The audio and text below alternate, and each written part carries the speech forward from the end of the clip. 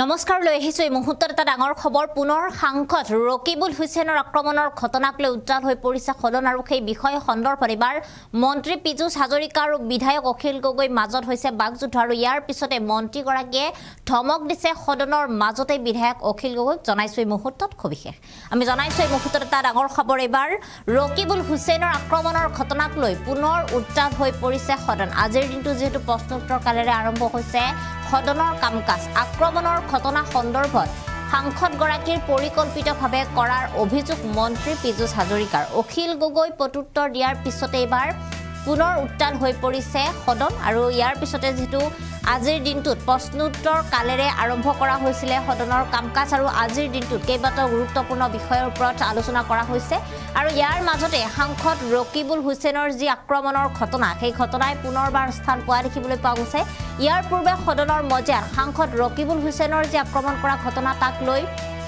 বিভিন্ন ধৰণে বিৰোধীসকল আৰু শাসকীয় দলৰ মাজত তেওঁলোকে তেতিয়াই চৰ্চা কৰিছে কোন কোন ব্যক্তিয়ে সাংসদ ৰকিবুল হুছেইনক সেই সময়ত আটক কৰিছিল প্ৰায় 10 গৰাকীকৈ ব্যক্তিৰ নাম চিনাক্ত কৰা হৈছিল আৰু সেই 10 গৰাকী ব্যক্তিৰ নাম মন্ত্ৰী পীযুষ হাজৰিকাই সেই সময়তে সাংসদৰ মজিয়াত উল্লেখ কৰিছিল আৰু ইয়াৰ পিছতে ৰাজ্যৰ মুখ্যমন্ত্ৰী ডক্টৰ হিমন্ত বিশ্ব শৰ্মাই সামাজিক মাধ্যম যোগে সেই কথা উল্লেখ কৰিছিল কিন্তু আজিৰ দিনটোত পুনৰ সাংসদ ৰকিবুল হুছেইনৰ যি ঘটনা সেই ঘটনাই পুনৰ সেই প্ৰসংগ স্থান পোৱা দেখিবলৈ পোৱা গৈছে এবাৰ মন্ত্ৰী পীযুষ হাজৰিকাই এই অভিযোগ দিছে সাংসদগৰাকীৰ বিৰুদ্ধে যে তেওঁৰ সৈতে যি আক্ৰমণৰ ঘটনা হৈছিল সেয়া তেওঁৰ পৰিকল্পিত কিয়নো ৰূপহীহাট সমষ্টিত তেওঁৰ সৈতে যি ঘটনা সংঘটিত হৈছিল তাৰ পৰা নগাঁও সদৰ থানালৈ বেছি নহয় আৰু ইয়াৰ পিছতো কিন্তু যি সাংসদ গৰাকীয়ে তেওঁৰ বিৰুদ্ধে যি আক্ৰমণৰ অভিযোগ আছিল বা যি তেওঁৰ বিৰুদ্ধে কৰা আক্ৰমণৰ পিছত তেওঁ যি পৰীক্ষা নিৰীক্ষা কৰিবলৈ দিয়া হৈছিল সেই পৰীক্ষা কৰিবলৈ তেওঁ অস্বীকাৰ কৰিছিল তেওঁ দেৰিকৈ ইতিমধ্যে থানাত এজাহাৰ দিয়া বুলি অভিযোগ দাখিল কৰিছে আৰু সেই সকলো ঘটনা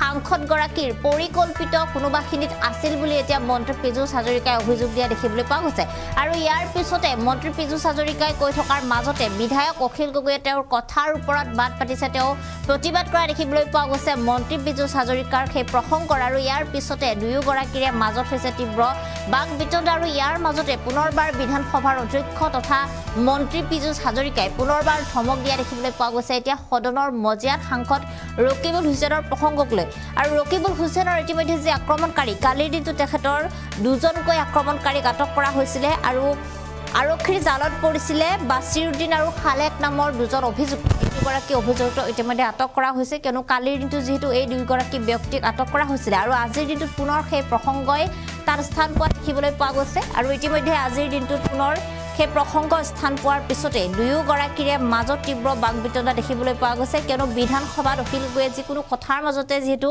চিঞৰি দিয়ে বা তেওঁ প্ৰতিবাদ কৰে আৰু ইয়াৰ পিছতে আজিৰ দিনটোত পুনৰবাৰ তেওঁৰ বিৰুদ্ধে মন্ত্ৰী পীযুষ হাজৰিকা আৰু বিধানসভাৰ অধ্যক্ষগৰাকীয়ে ধমক দিয়া দেখিবলৈ পোৱা গৈছে প্ৰকৃততে কিমান দূৰ সত্য যে ৰকিবুল হুছেইনৰ যি ঘটনা সেই ঘটনা তেওঁ সঁচাকৈয়ে পৰিকল্পিত কৰিছিলে নেকি মন্ত্ৰী পীযুষ হাজৰিকাই কিয় তেখেতৰ বিৰুদ্ধে এনেধৰণৰ গুৰুতৰ অভিযোগ দাখিল কৰিছে সেয়া সময়ত হ'ব লক্ষণীয়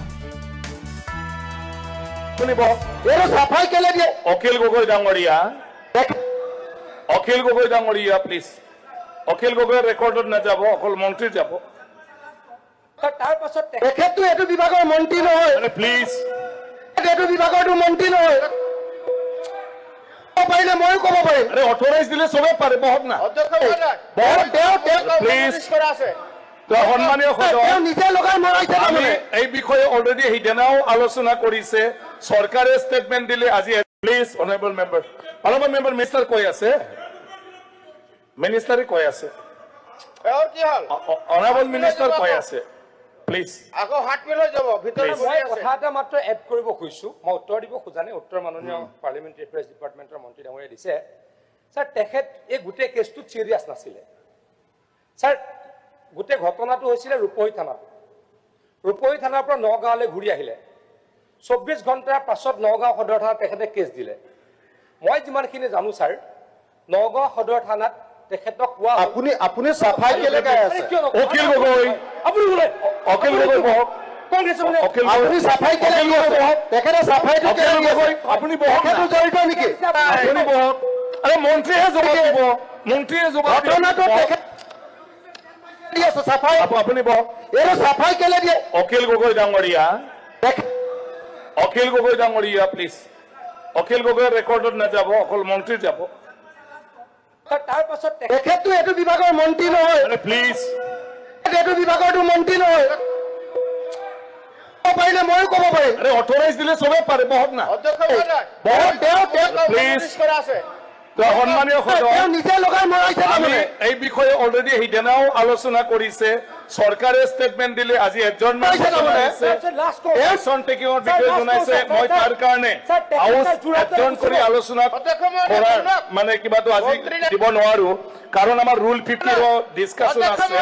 সেইকাৰণে সভাস্থগিত প্ৰস্তাৱৰ জাননীখন আগ্ৰহ কৰা হৈছে।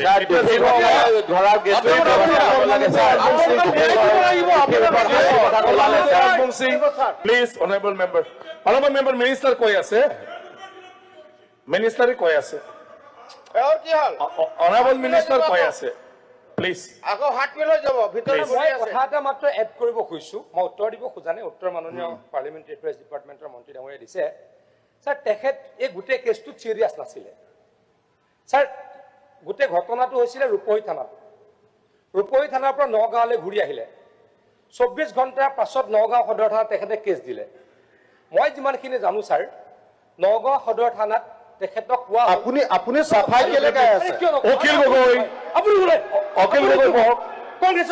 আপুনি চাফাই কেলে বহক? তেখেতে চাফাইটো কেলে গগৈ? আপুনি বহক, জড়িত নেকি?